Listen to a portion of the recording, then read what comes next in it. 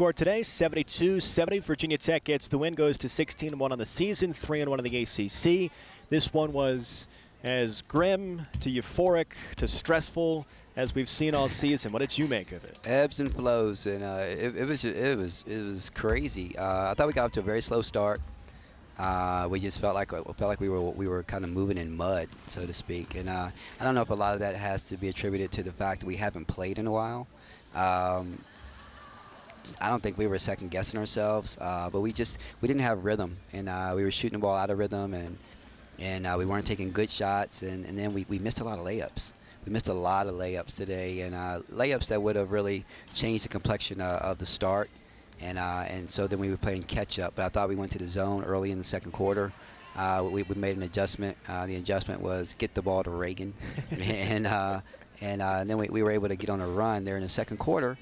And we were able to get back in the basketball game. I thought we did a really good job from the second quarter through midway through the fourth quarter in establishing ourselves and, just really being us. And then I thought we got again lackadaisical in the fourth at the end, and just allowed them to get easy opportunities, easy looks. So good win. We didn't play our best, but it was a good win, and you take it, and you just have to keep on moving on and just try to regroup. I know I've asked you this question before, but in games like this, I feel like it comes up a time or two. You want to play fast, you want to play with pace, and when you're not playing with it, how nice is it to be able to say, Jeanette, start running, start moving, start driving, getting into the lane. So you go to Reagan more, and then Jeanette Hicks kind of takes off with some of her speed and picks up the pace for you guys in that second quarter as well. I understand the philosophy and what teams are trying to do, but it's really not working. They're really laying off of her and just trying to stay in the lane because she's not a good shooter from the outside, what the scout says.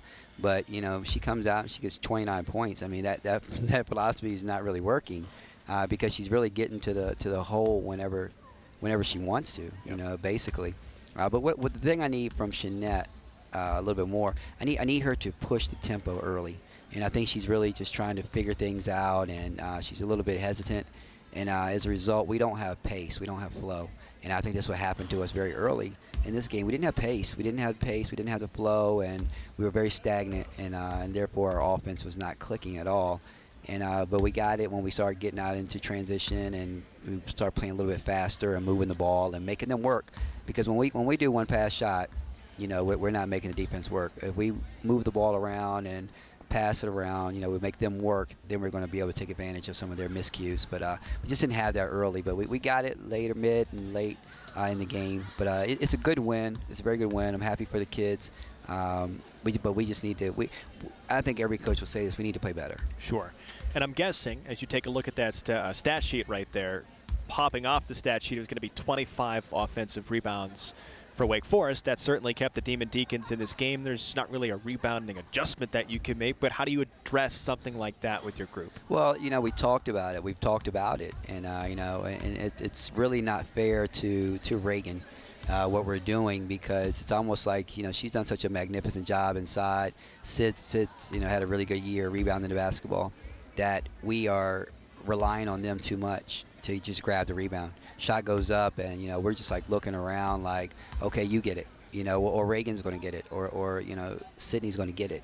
Vanessa's going to have to stick her nose in there and get some rebounds. Sammy's got to get in there and get some more rebounds.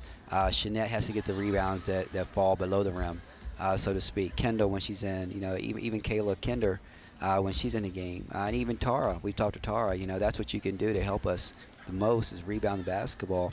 Because we're going to have a disadvantage in a lot of different areas. So if we don't have that production from the kids, it's going to be very tough for us to win many more basketball games. But it's got to be a collective effort. It can't just be Reagan. Sure. It has to be everyone, and that's what we're going to be stressing. Rebounds in a different game probably proves to be more costly than it would have in this one. All right, moving forward, just some quick thoughts on the opportunity to go down to Duke, take on a team in the Blue Devils that is obviously very good this season, but has also slipped up a couple of times, and to play them down in Cameron Indoor. A lot of excitement, I'm sure, will be coming up for the Hokies. Yeah, I think the biggest thing for me, I'm most excited about, is getting into a rhythm of playing games.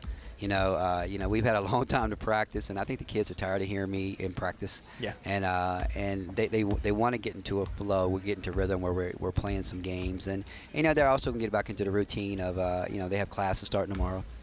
When you have all day to kind of sit around, only thing you have to do is practice. Sometimes that can be the least favorite thing part of your day. But now they have classes, so hopefully they'll be wanting to come to practice. As a break. But it's going to get back into a routine, and obviously going down to Duke, Joanne P. McCauley, she does a fantastic job.